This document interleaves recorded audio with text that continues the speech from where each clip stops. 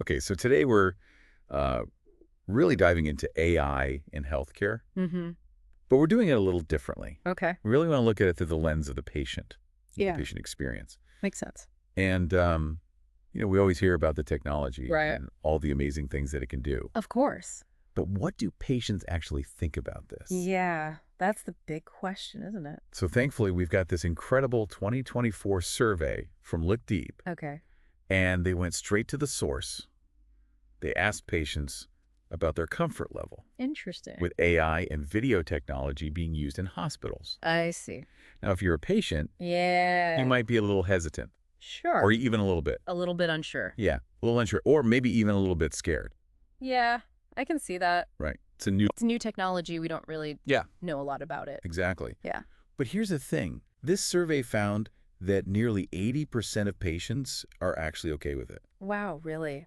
80%. 80%. That's a lot higher than I would thought. I know. It's a significant amount. It is. And it really kind of flies in the face of what we think. Right. And we always hear about how people are afraid of AI Right. and they don't want robots taking care of them. Exactly. But it seems like that's not the whole story. It's not the whole story at all. Yeah. And I think what's really interesting is that this support, it actually increases when you start talking about specific ways that AI can be used. Oh, that makes sense. So, for example, using AI to prevent falls in hospitals was huge. Oh, yeah, that's a big one. It was huge.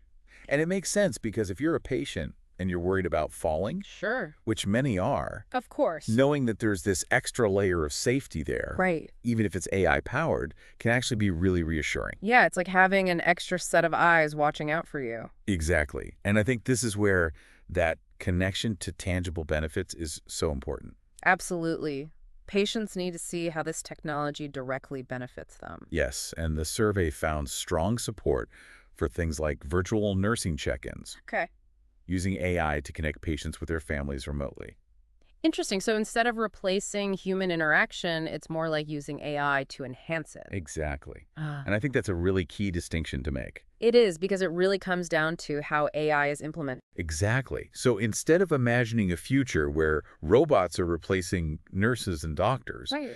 think of it more as AI being this tool Yeah. to help those essential healthcare workers. Augmenting them, not replacing them. Exactly. Yeah. Give them more support Right. to focus on what really matters, Right. and that's patient care.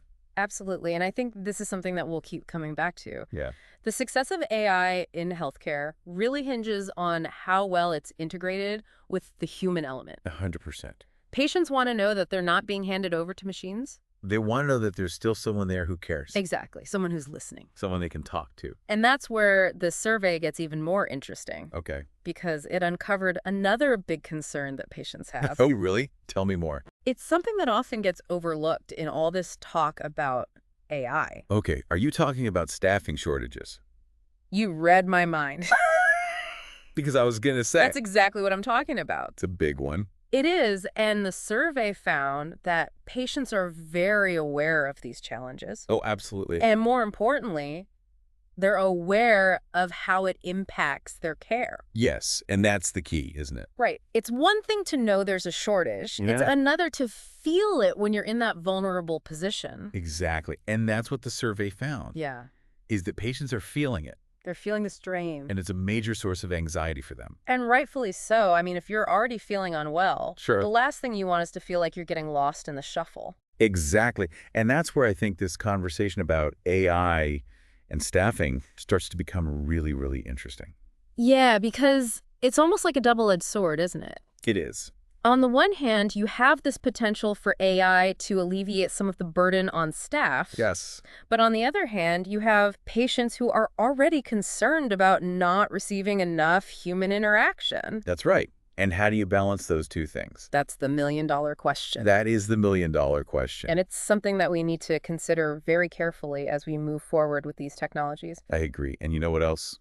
We're going to dive into that right after this break. It's this weird balance, right? Because on the one hand, you have patients who are worried about not getting enough face time with their nurses and doctors. Yeah. But then at the same time, they're also looking for solutions to the problems that come from those staffing shortages. Exactly. And that's what's so fascinating about this survey, Mm-hmm. because it shows that a lot of patients see AI and video technology as a way to maybe address both of those things at the same time. It's not about replacing nurses and doctors with robots. No, it's not about that at all.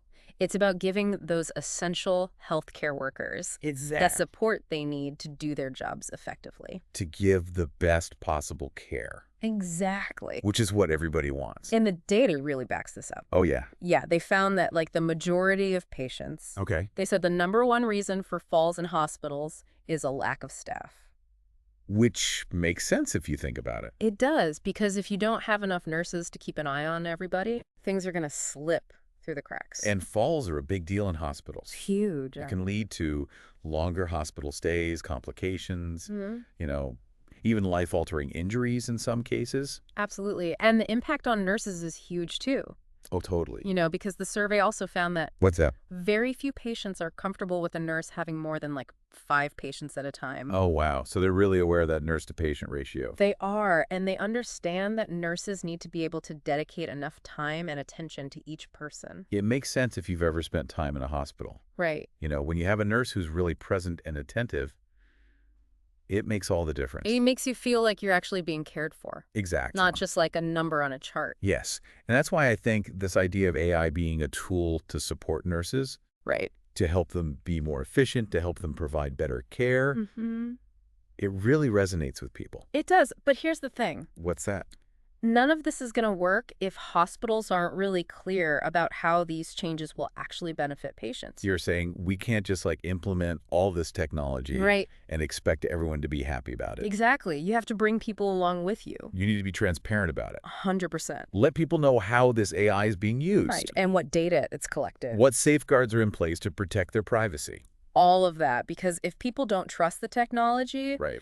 they're not going to be okay with it. And that makes total sense. And I think this is where that human-centered approach that we were talking about earlier really comes into play. It's not just about the technology itself. Right. It's about how it's used. Exactly. And how it's communicated. Yes, and I think hospitals need to move away from all the technical jargon Oh, I agree. and really focus on addressing the concerns that are already on patients' minds. Speak their language. Yeah, don't tell me about algorithms. Right. Tell me, hey, we're using AI to help prevent falls so you feel safer during your stay. Exactly. Or, this technology is going to help us monitor your vital signs more frequently, Right. which means we can catch any potential problems early on. It's all about connecting those dots for people, Yes. showing them the direct link between the technology and their own well-being. And you know what else was interesting about this survey? What's that? Privacy concerns. Yeah.